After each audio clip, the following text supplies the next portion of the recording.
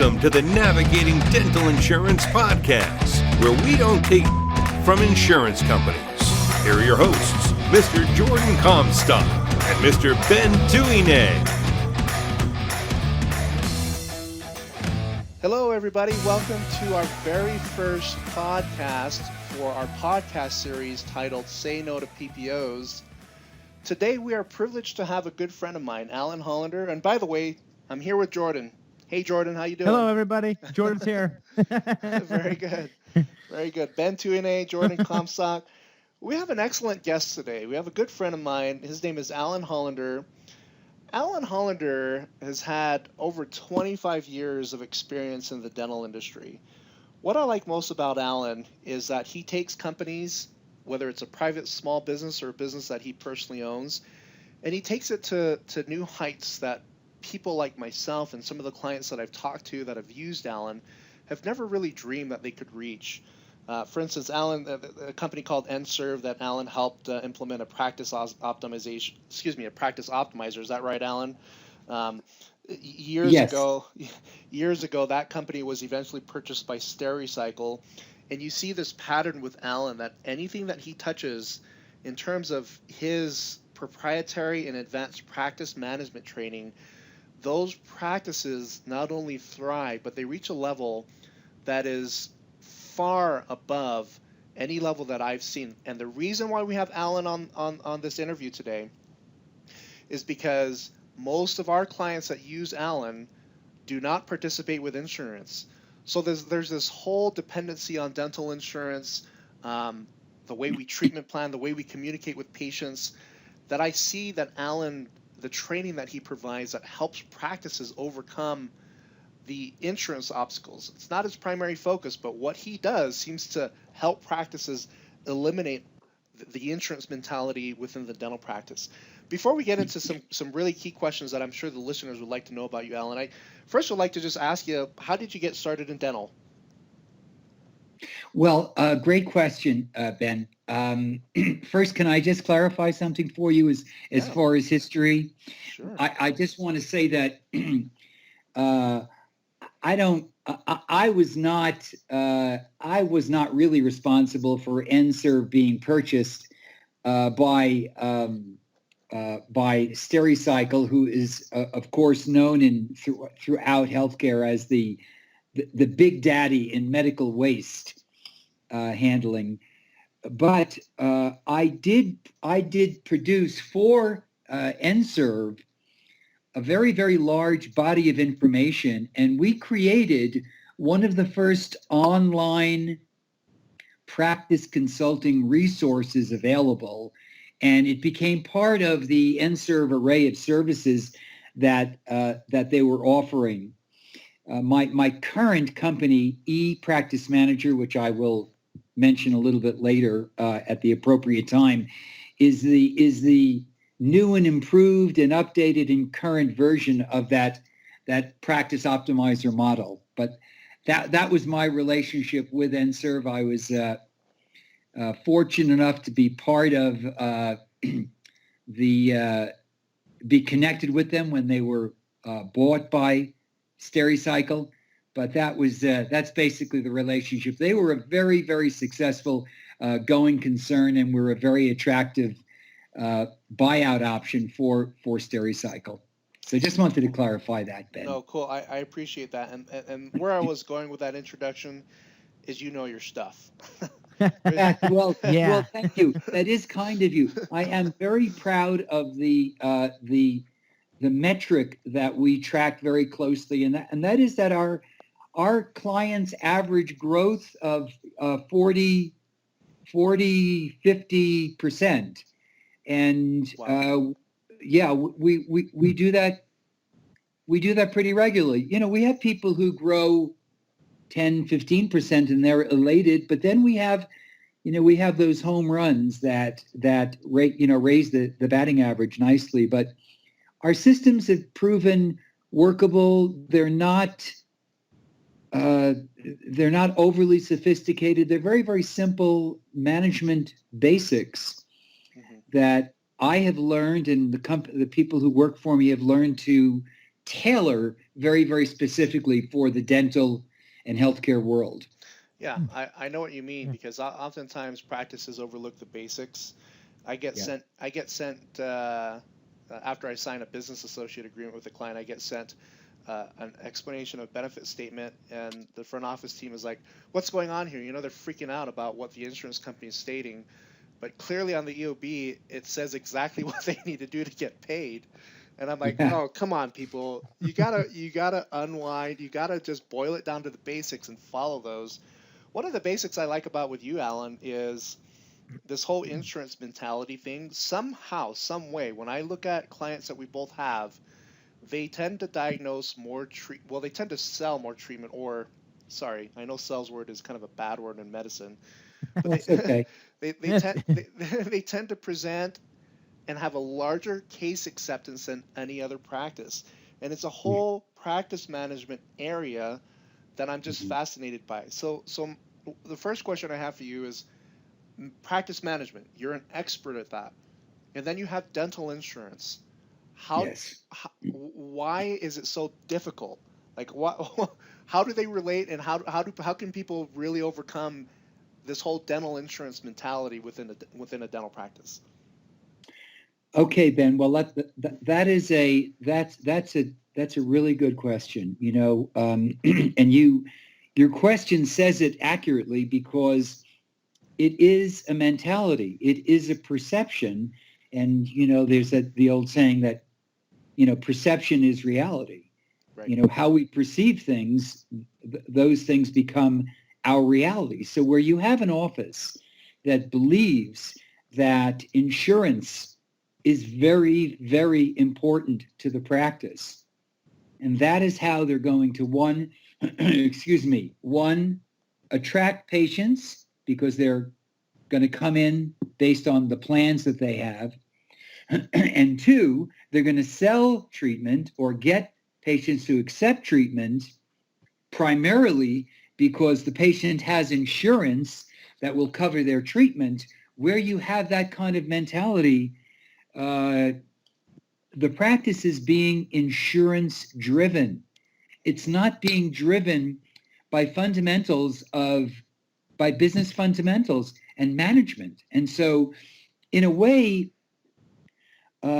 insurance just becomes much too important. We do not think it's important.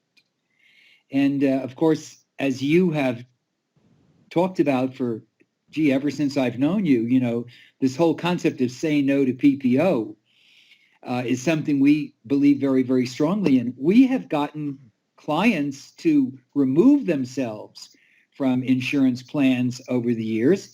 It is sometimes a bit painful, but if the other basic things are in place, which I know we'll talk about, patients accept treatment. Yeah.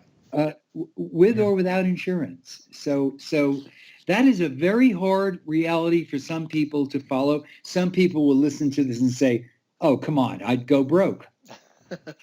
But yeah. But they wouldn't. It's kind of getting off of it's kind of doing a little bit of insurance withdrawal. Now, I am not saying, and I am not advocating, okay, go out and chuck your insurance plans tomorrow. I'm not saying that at all. Kind of have to phase it slowly, right? Absolutely. And what we encourage clients who want to become less dependent upon insurance, we help them build the private pay side of their practice.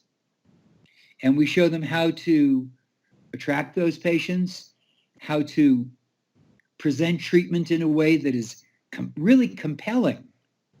And, that's the whole subject of good case presentation and case acceptance. But, in the U.S., and of course, this really well, a lot of doctors know this, but they forget it's not really insurance. There isn't really such a thing as dental insurance. It's an annual benefit. It is not technically insurance, and it can be replaced with a well-trained treatment coordinator who knows how to get across the compelling reasons why the patient should begin treatment. Yeah, that's really interesting. Yeah, yeah. Focus needs to be on the need for treatment, the benefits of the treatment, why they are extremely important, and how do you increase that desire to get going on treatment. Those are the key elements in getting better case acceptance. It isn't, well, let's bring in 10 more plans. I mean, gosh, the number of doctors over the years who said to me, I have this plan. I don't make any money on it, but, it seems to bring a lot of people into the practice. The funny thing is, in practices that have a lot of plans, the ones that do extremely well, and I've seen them and I've worked with them, are those that get people in who are on certain plans, but their numbers go up primarily because they are able to present the elective treatment that isn't covered by insurance. And that's what creates the growth and profitability for the practice. Yeah. So earlier you spoke a little bit about case presentation. Yeah. So how do case presentation skills in a practice impact insurance? Well, if your case presentation skills are good, the patient will want the treatment. Their deciding factor, Jordan, is not going to be, well, I'll do this if my insurance will cover it.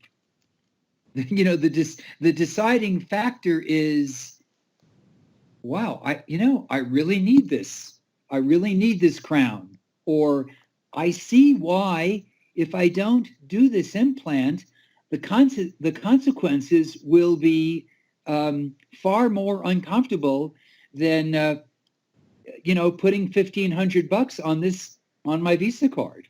Mm-hmm. Yeah. So it's a question of presenting value. People buy what they want. They don't necessarily buy the things that they need. They buy the things that they want, that they have a real desire for. And a good treatment coordinator or a doctor who's presenting treatment gets the patient engaged in the conversation. They own their responsibility. This is the patient owns their responsibility for why they should do the treatment.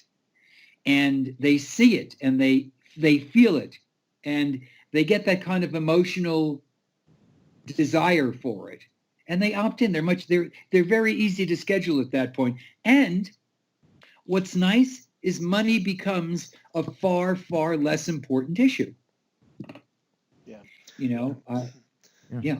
I've seen that among your clientele, Alan, and it's amazing to me that the high level of education, high level of added value, building the importance of the treatment plan. Some of your clients do upwards towards 1,000 implants a year, which is kind of amazing. That's right. The other thing I wanted to bring up is, so you have this insurance-driven mentality. You have insurance that unfortunately drives diagnosis and treatment decisions in many, many practices. You have these larger cases. I see many of your clients do all-on-4s all the time. Like in a single doctor office, these doctors are doing all-on-4s multiple times throughout the month. And as you know, a single arch for all-on-4 is anywhere between $15,000 to $20,000. I was once told that the difference between medical insurance and dental insurance is this. Let's say you chop off all 5 fingers and you go to the ER. You present a medical card. What do? They sew all 5 fingers on back on that same visit, likely within the next hour. Time is of the essence. Let's say you rewind that scenario and you chop off all 5 fingers, you go to the ER and you present a dental insurance card. What do? They'll sew one finger back on this year, another next year, if you're lucky, another year after that. It's so true. And it's so ridiculous, Yeah. So a follow-up question I have to what you're saying, Alan, is how do you get patients to accept a $20,000 treatment plan when dental insurance only covers $1,500 a year? How do you get patients to overcome the insurance objections to get to that point of accepting a treatment plan that is far beyond what the insurance plan covers? Well, okay, here's how you do it, Ben. And I love your story about the fingers. That's really fun. It's a great That's story. a good one. That's a good one. I'm definitely going to be using that, Ben. Be my guest. It's yours now. You can have it. Okay, no, I'll quote you. I promote you a lot. Thank you. Very deservedly, by the way. Well, you do it by taking attention completely off the cost. Yeah. I mean, just the way that you were talking about that. The subject went from all on four, an incredibly valuable, truly life-changing treatment, to how do you present a $25,000 treatment? But it's not a $25,000 treatment. What's important is it's a treatment that has very, very important benefits for that patient. For example, the patient's been living with uncomfortable, embarrassing, and problematic dentures for years. Yeah. All kinds of discomfort. Oh yeah. Goes out to dinner and has to excuse himself from the table to get something unstuck from his dentures. Can't order a steak and comfortably chew on it and, have a nice conversation at dinner. The list goes on and on. You know what I'm talking about. Yeah. Mm-hmm.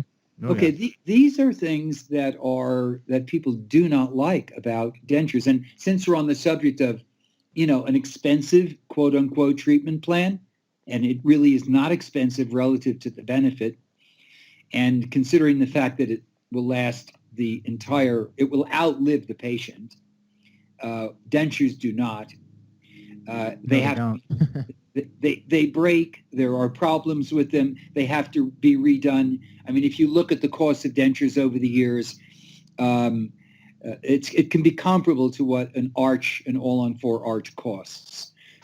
But by discussing with a patient the problems that they are having, I'm not talking about in clinical terms. I'm talking about in emotional terms. Tell me the problems that you are having with these dentures.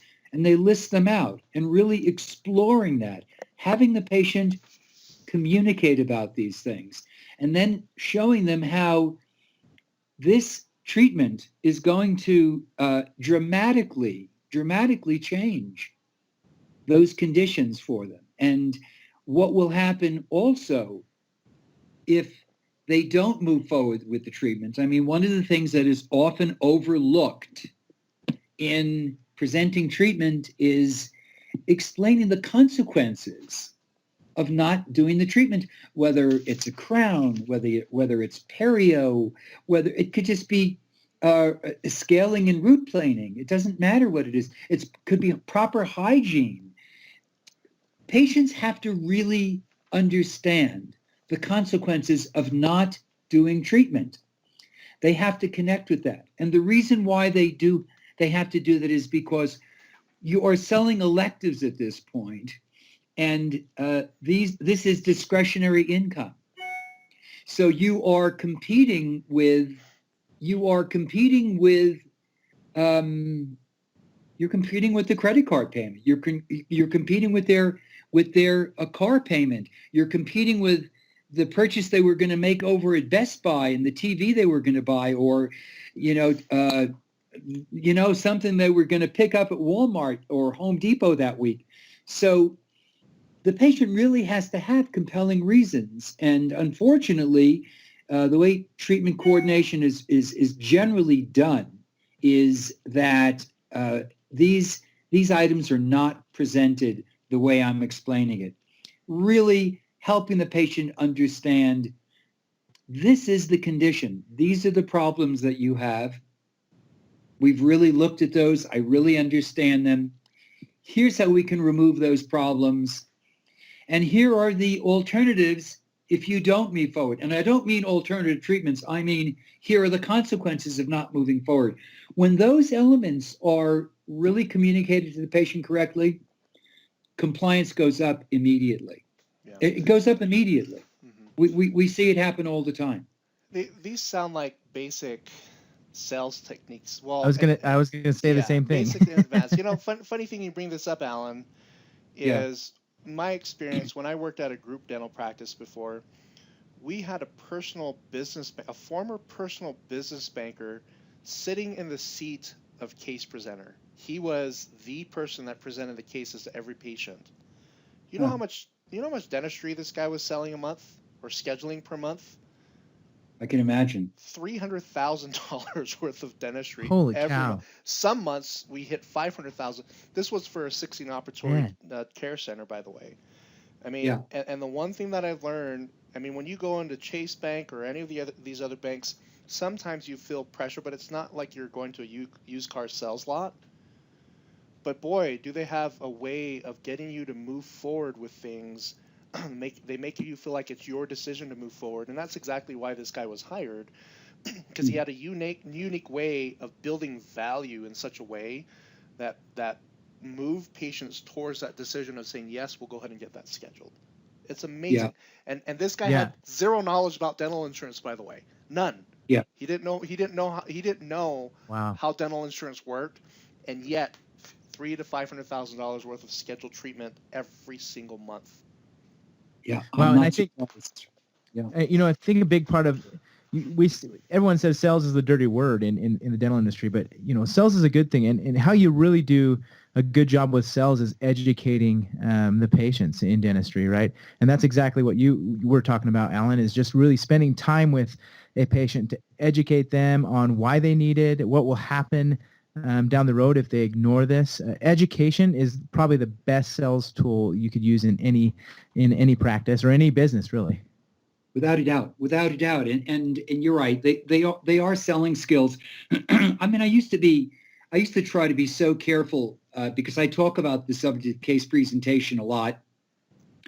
And Ben, of course, that I do talks all over the United States for in conjunction with Nobel Biocare. The big the big dogs. The big dogs. The real deal. Yeah. And absolutely. And just as a complete aside, I'm under no obligation or commitment to say this, but they are an amazing group of people, an amazing company. I work with their salespeople all over the country, as well as their management people in Yorba Linda, and they are. I have not seen a company that delivers this kind of the level of customer service that they do. But they send me around the country to talk to doctors about case presentation, and I do it all the time. And I used to be very careful about using the S word, But the truth is, it is sales. It is a basic skill.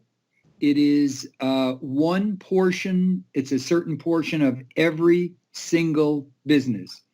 I mean, no business can survive. Right. Exactly. Without some kind of marketing and sales action. Mm-hmm. Whether it's built in or somebody has to resurrect it or get it going, no company or business and certainly no practice can survive without the skill to do that. I agree. Oh, I agree. With my experience, I used to work at a dental lab, and I had to resurrect their sales and marketing systems because they kind of let them atrophy over years, and it's a huge important task in any business, especially dentistry when patients need to be educated and told what they need to do for their health. Yes, absolutely. Absolutely. Alan, the most common obstacle that patients bring up is how to pay for treatment. How do you recommend dealing with this? Yeah, that's the hot question. It comes up in almost every single talk that we give. Well, first of all, I want to preface this by saying that addressing the patient's objections, because as we, another sales term is an objection, which is a reason that the patient has, valid or not, for not proceeding. That's an objection. The biggest objection is usually money. So first of all, if the patient doesn't fully understand the value, so keep this in mind first, if the patient isn't really ready to talk about the cost of the treatment, if all the benefits haven't been presented correctly, if they haven't really assimilated, if they haven't really internalized, wow, heck, I really do need to do this now. If they haven't had that epiphany, presenting and dealing with the money is going to be much more difficult. And unfortunately, the reason that dealing with the money part is so hard is because the previous steps are left out. So I want to say this first. However, given and before I go on, I'll also say that in a case presentation consultation, if a patient brings up the subject of money prematurely, in other words, they haven't seen the benefits of this. They haven't seen why they really should be doing this. They haven't really yet seen what the consequences will be. Well, you have to defer the discussion of payment until you do that. And we simply, we tell the case presenters to simply just acknowledge the patient really well, say, hey, thanks for bringing that up. We are definitely going to address that. I'll tell you, right now what I'd like to do is I want to go over your treatment and specifically this area in your mouth and put their attention right back to the need. So you can turn that need into a desire and then pick up the money. We'll usually say we are definitely going to address that. For right now, I want you to take a look at this situation here. Let's do that. And then Maria, who is our world-class treatment or financial coordinator, is going to work out with you how to handle the fees for this. How does that sound? 9 times out of 10, the patient will go, okay, no problem. Yeah. So, but when you do get into the fees and they are prepped properly, treatment and financial coordinators don't usually understand that it's their responsibility to help the patient work through this problem. So how do you do that? You don't do it by saying, well, we have care credit, or, we'll take a check and we take a third now, and we take a third when you come in for your first visit, and when we place the crown, you give us the balance. That's not handling the finance. That's not helping them handle the financial issue. Okay, it doesn't address the problem. We feel that a treatment or financial coordinator is there as an advisor to the patient, helping them work out the best way to pay. So, example, patient says, wow, so this is this is a lot of money. Gosh, $12,000 or $5,000, whatever it is. And what would be a good response for a treatment coordinator? Let's get them talking about it. So the response might be something like, yes, okay, good. Well, let's talk about this.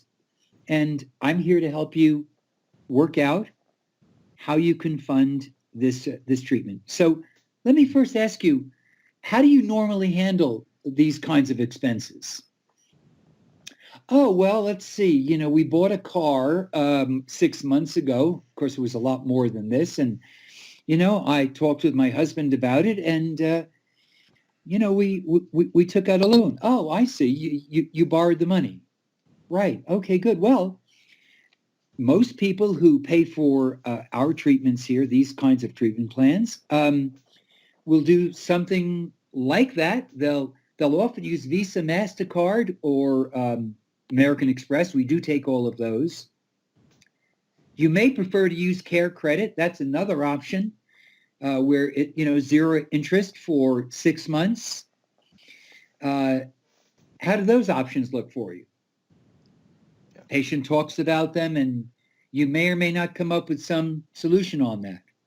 Okay, I'm being an advisor to this patient. I'm going to help them find the money for this.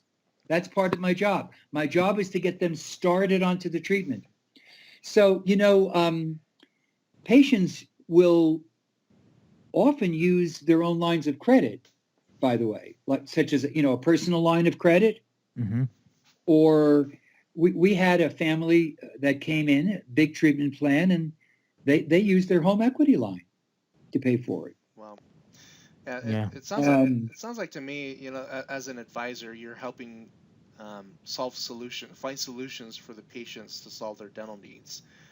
And in the end, when you're focusing on the need, the quality, the value, a lot of patients end up somehow finding the financial means to move forward. I like this because most dental practices that I work with, they treatment plan based upon, you have X amount of dollars left on your benefits for your insurance for this year, so therefore let's recommend that you get X amount of procedures done, and you're limiting the patient's opportunity to get much needed treatment then and there. Without a doubt. You're, Without a doubt, Ben. I think some practices feel like they're doing a service to the patients by utilizing the benefits, but at the same time, to me, you're limiting the patient's opportunity to have better health right away. And I remember this former personal banker, he didn't know anything about insurance. All he did was, to answer the insurance questions, this is what he said.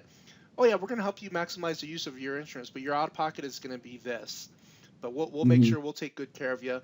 And then he would focus then on the benefits. Just keep in mind the reasons why you're doing this. You're doing this for X amount of, whether it's a patient getting a full grill in the front, with diamond studs, or somebody that's just getting restorations. I've seen the grills. Yeah, I've seen the grills. Yeah. But Alan, Ben, I'll tell you, just it's funny because a couple of incidents occurred recently where we were working with treatment coordinators. One, you just reminded me, we take these items that I'm mentioning, the credit cards, the equity lines, the care credit, and a number of other things, and we put them into a financial checklist that a treatment or financial coordinator can sit down and go through with the patient. If you are really communicating well with your patient and they understand that you're really there to help them, you're on the same side. It's not some silly sales versus prospect adversarial relationship. You're an advocate for the patient. And so we have a whole checklist. And a gal that we were working with, we went over this checklist with her, and she happened to talk to the office the other day, and somebody came and told me the story, and she said she just spoke to this gal, and she was tickled to death because she was going through various options in this checklist, and she said, our patients will sometimes, decide to access funds that are available in their retirement account, right, and pay for treatment that way. And this patient smiled. She was relating this story, smiled really big grin, and said, "You know what, son of a gun, I can do that."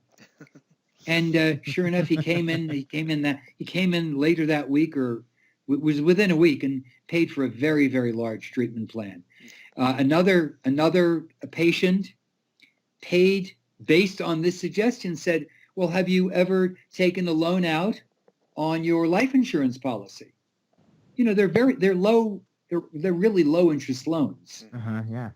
And so if these are presented properly and respectfully, and you have good rapport with the patient, it opens up their thinking and gets them being creative about how to do it.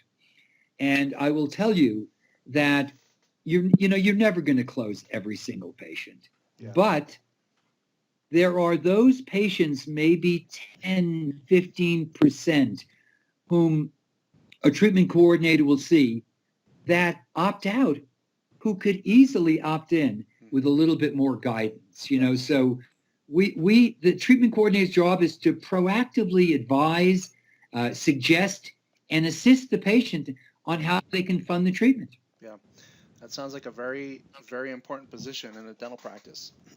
Without a doubt. Oh yeah. So Alan, I appreciate you going through this, because our whole beef with insurance is that it is taking over the diagnosis aspects of a practice, treatment decisions by the patient, and even the way treatment is presented to patients. I mean, I have a personal story that talks about this, but our goal with this podcast series is to help doctors find solutions.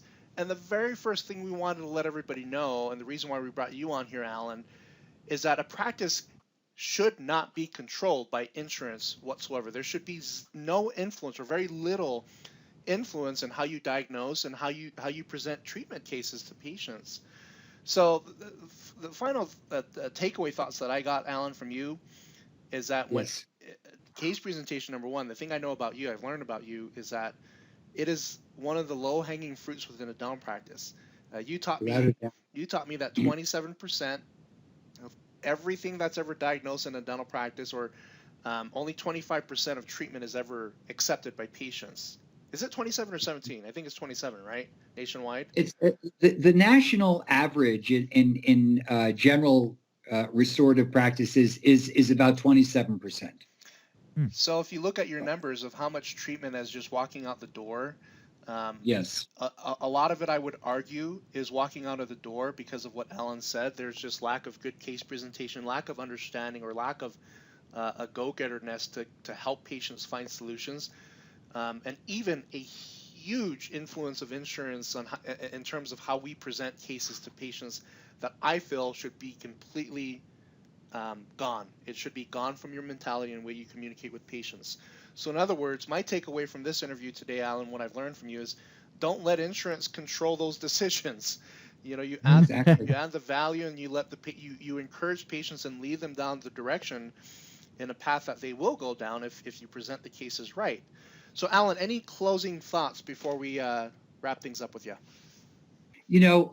First, guys, thank you so much for inviting me to participate with you. I think this is so worthwhile, and the result for doctors and staff who can just pick up a few little pointers here and use them with patients is it's better healthcare, it's better dental care, more high quality dental care being delivered to the public, which results in happier patients. And that's really what ultimately what we all want.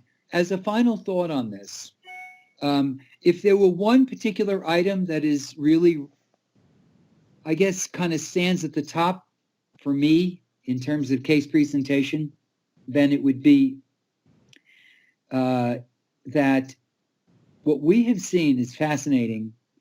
Patients will accept treatment often based upon the confidence and certainty exhibited by the presenter.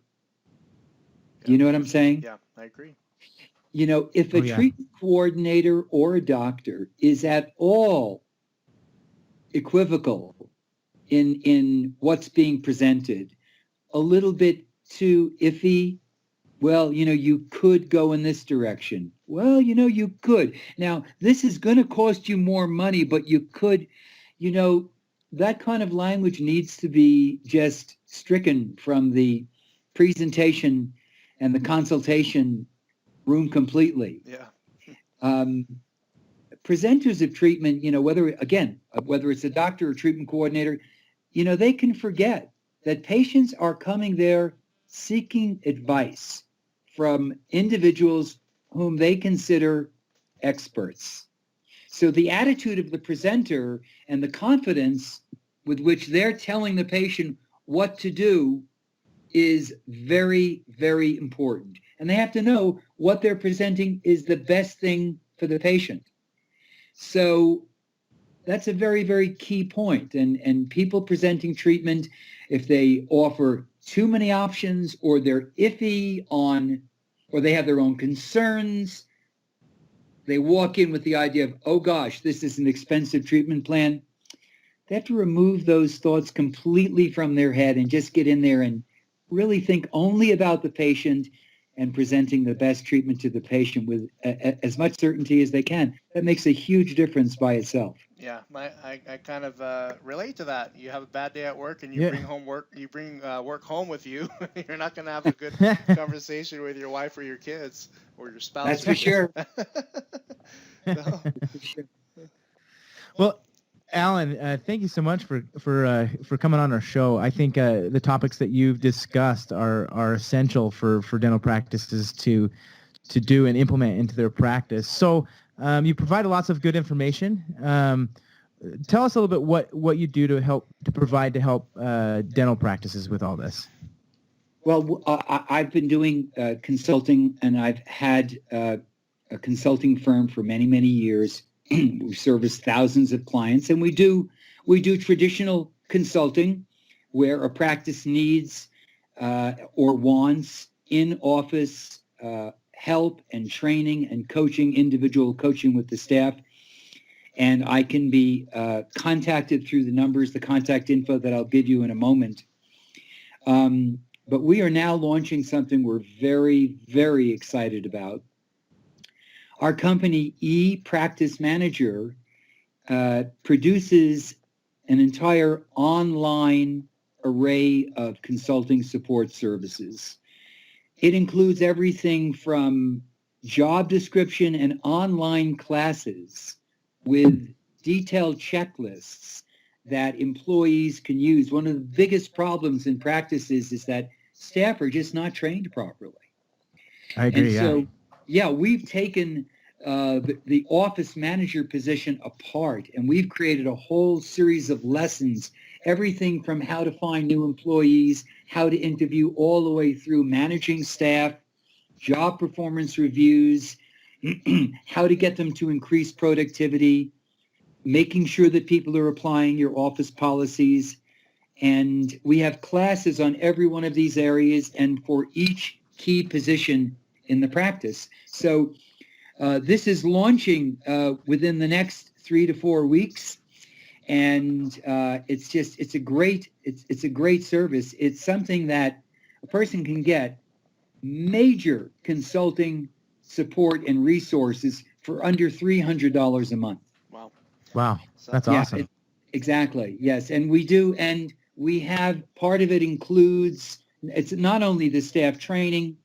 We have a whole personnel management section that takes a lot of the issues that doctors and office managers have to deal with staff. And everything is done online for them. Everything is done digitally. Yeah, that sounds awesome. So It's very exciting. what is tell us the website that our audience listeners can go to learn more and find more information about what you're talking about. The website is ePractice Manager, all one word, E like Edward, practicemanager.com. Awesome. And then if any of our listeners want to reach out to you through email, what's a good email address to send? They can email me directly, Alan, A-L-A-N. It's one L, so it's A-L-A-N at ePracticeManager.com. Awesome. And then do you have a phone number that you allow people that are interested to give you a call and ask you questions? Sure. They can call our 800 number. It is 888-288-1705. Awesome. And again, we'll probably put these on the show notes. We'll have all this on the website as well for you guys, so you can get that information. Again, Alan, thanks so much for coming on our show. We're super excited to have you on here and learn from what your years of experience. Yeah, thank you, Well, Alan. my pleasure. My pleasure, Jordan. Thank you, and thanks for having me. Ben, thank you very much, and look forward to talking to you folks again. Perfect. All right, likewise. And that's it, Take folks. care. We'll see you, Alan. Okay. That's it, folks. We Bye. are going to have other podcasts here in the very near future in the coming weeks. We're going to dive deep into solving specific insurance-related problems, but I highly encourage you to focus on our message today, which is eliminating the insurance mentality. If you can do that slowly throughout time, I guarantee you will have better collections, better production. Overall, you'll have a better feel in the practice because you don't have the insurance devils controlling you. Have a great night, everybody. We'll talk to you soon. Thank you.